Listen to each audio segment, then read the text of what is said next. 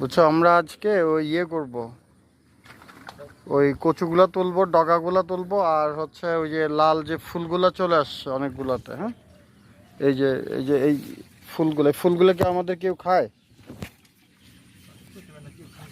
আচ্ছা, এর আগের দিন তো আমরা দিছিলাম। হ্যাঁ, এই ফুলগুলাও তুইলা আর কি এটা বিক্রি করবো।